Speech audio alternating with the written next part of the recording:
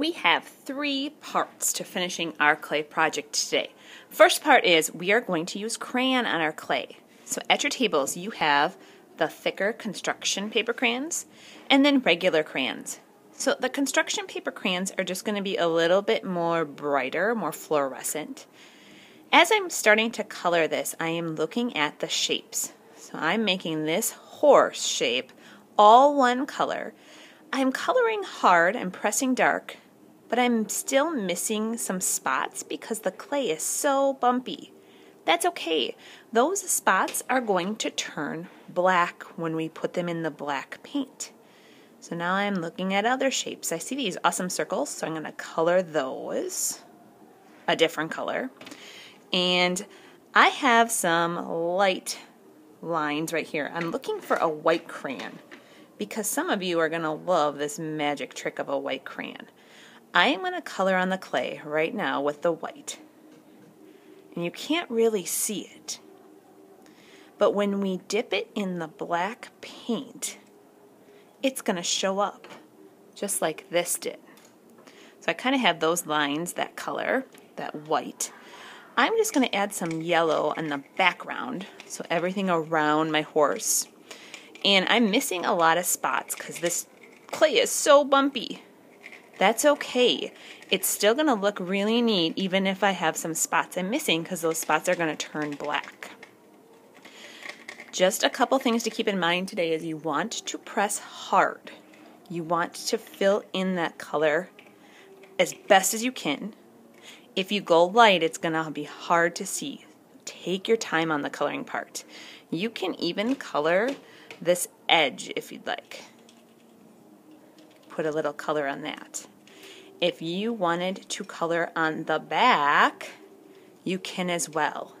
So your name is on the back, but if you wanted to draw a picture or do something silly on the back, you could. Maybe I'm just going to make a big smiley face. You could make a heart. You could write a secret message like I love you or whatever you might like. When your clay is colored, you're going to come and stand in line at Mrs. Cleary's table for the black paint part.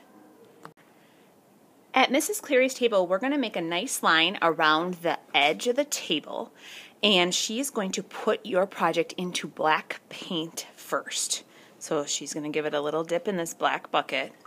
It comes out and you can't see any of your project or coloring, and then it's going to go into the white bucket, or the water bucket.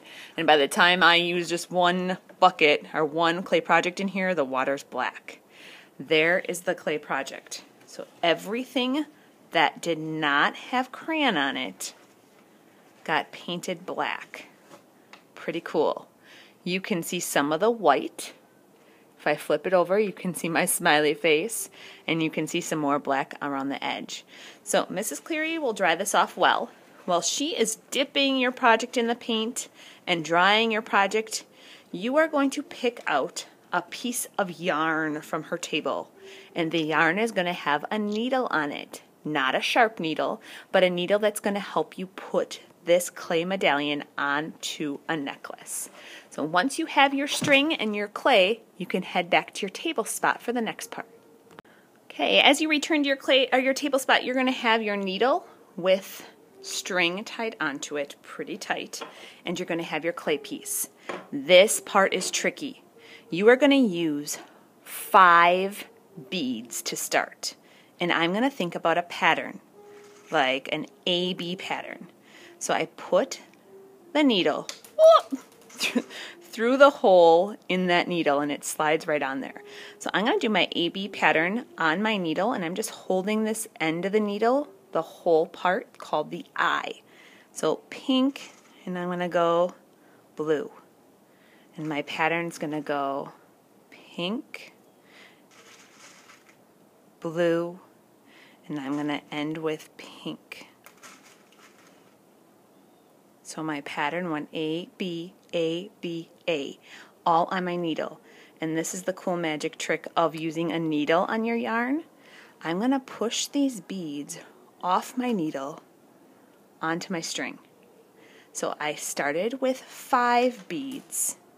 I'm just being really careful and leaving them right there so they don't fall off the other end of the needle or the string, because the other end of the string doesn't have a knot. So 5 beads, then I'm putting my clay necklace on. And with my clay necklace, my needle is going to go down 1 hole, up 1 hole.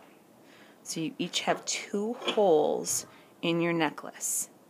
So I have 5 beads, then I went in and out in my necklace medallion, and now I'm going to do my pattern on this side with 5 beads. So I'm going blue, pink, blue, pink, that's 4, and I need a blue to end it, that's 5. Still have my pattern. I'm going to push those onto the needle, and when I have my project with 5 beads, my clay, and 5 more beads, I'm going to bring it up to Mrs. Cleary's table. If she is busy, I'm just going to set it down, and Mrs. Cleary is going to cut the needle off for you, and she will tie these 2 strings together into a knot, and you will have your clay necklace. We are not taking these home today, but we will be very soon.